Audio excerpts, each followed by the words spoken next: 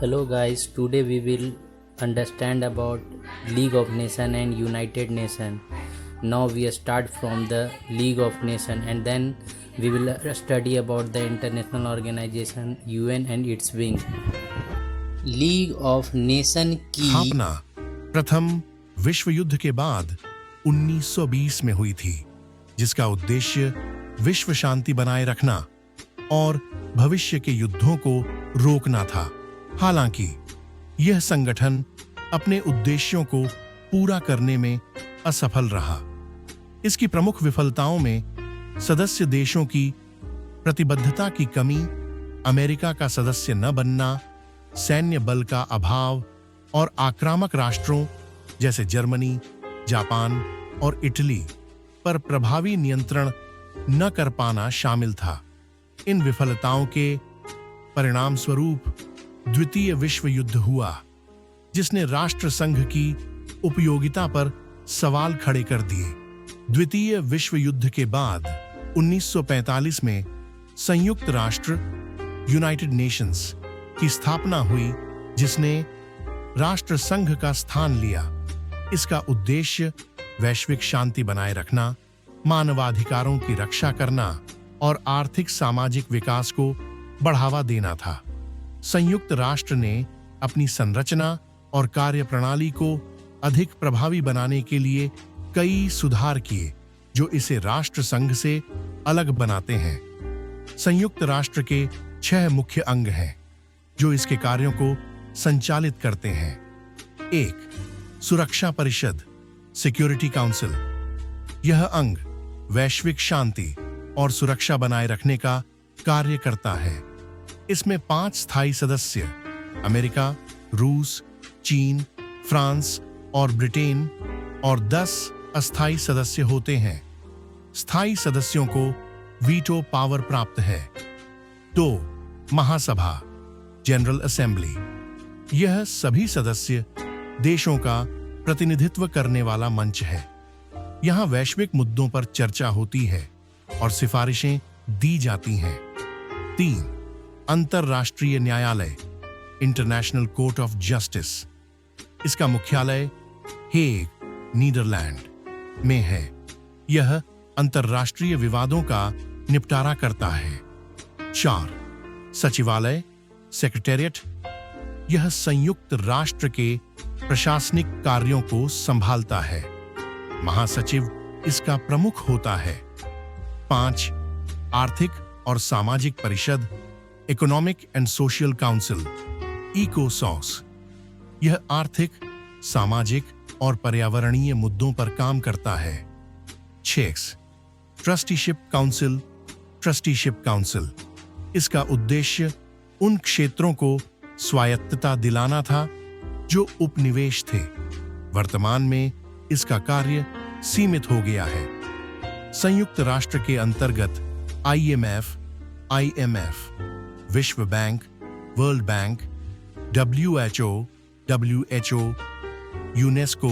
UNESCO जैसी एजेंसियां भी काम करती हैं।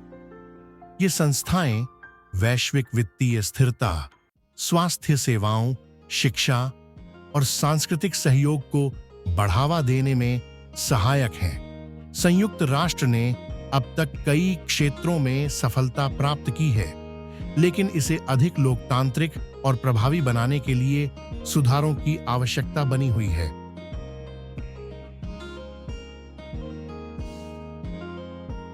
संयुक्त राष्ट्र यूनाइटेड नेशंस एक अंतर्राष्ट्रीय संगठन है, जिसकी स्थापना 24 अक्टूबर 1942 को द्वितीय विश्व युद्ध के बाद वैश्विक शांति और सुरक्षा बनाए रखने, मानवाधिकारों की रक्षा करने और आर्थिक सामाजिक विकास को बढ़ावा देने के उद्देश्य से की गई थी।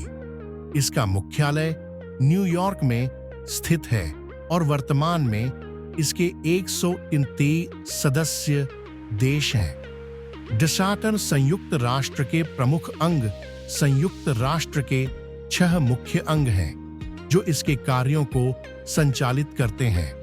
1. महासभा, जनरल असेंबली।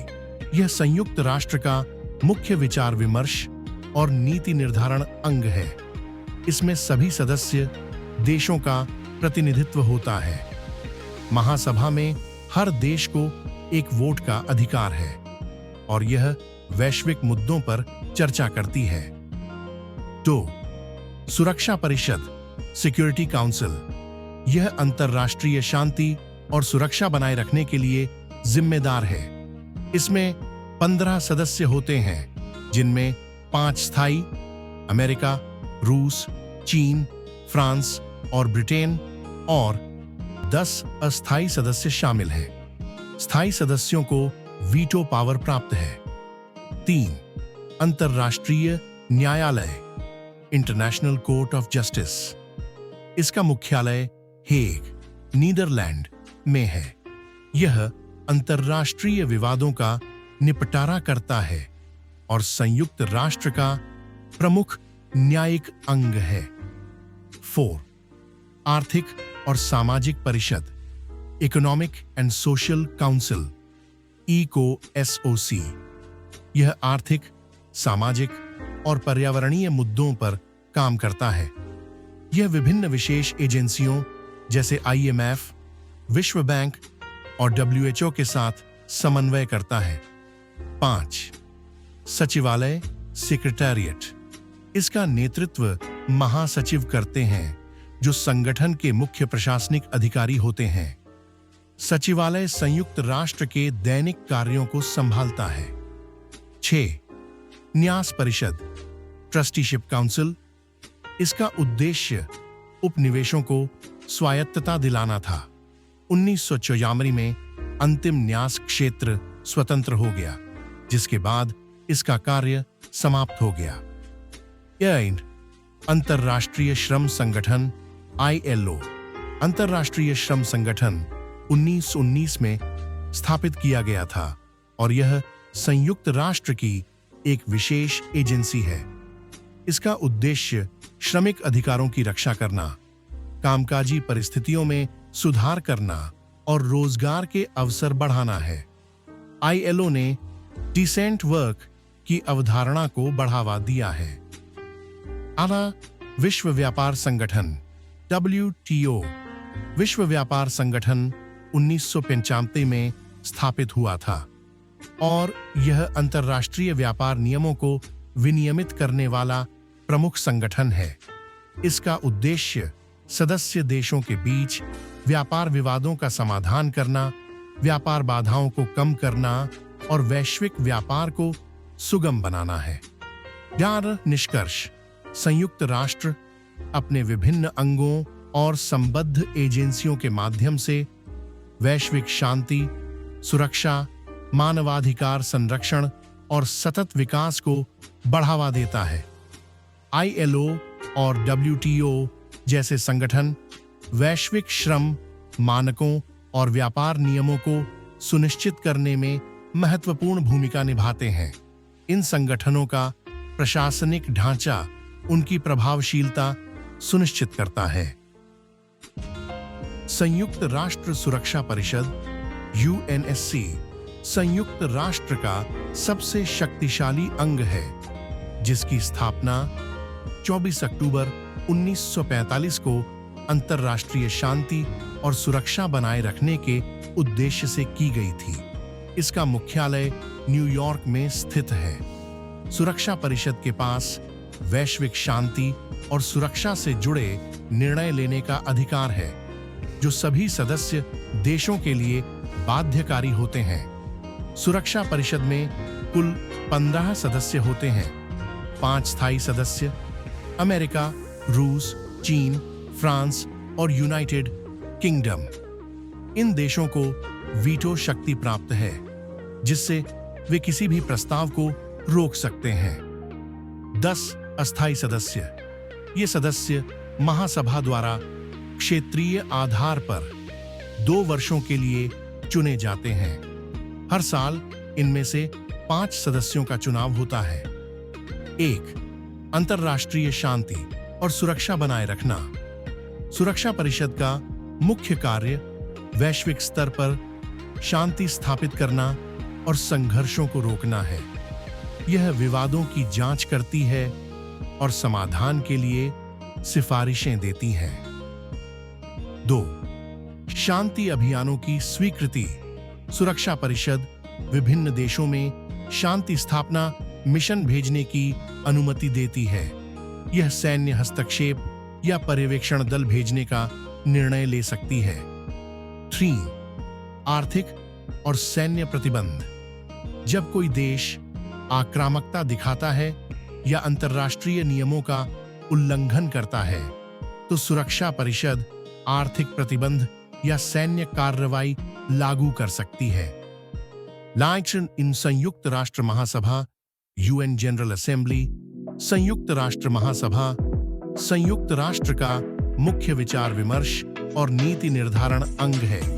इसे विश्व की संसद भी कहा जाता है क्योंकि इसमें सभी 123 सदस्य देशों का प्रतिनिधित्व होता है। महासभा का मुख्यालय न्यूयॉर्क में स्थित है और इसकी बैठकें हर साल सितंबर के तीसरे मंगलवार को शुरू होती हैं। प्रमुख कार्य और भूमिका। 1. वैश्विक मुद्दों पर चर्चा। महासभा अंतर्राष्ट्रीय शांति, सुरक्षा, मानवाधिकार, सतत विकास और जलवायु परिवर्तन जैसे मुद्दों पर चर्चा करती है। 2.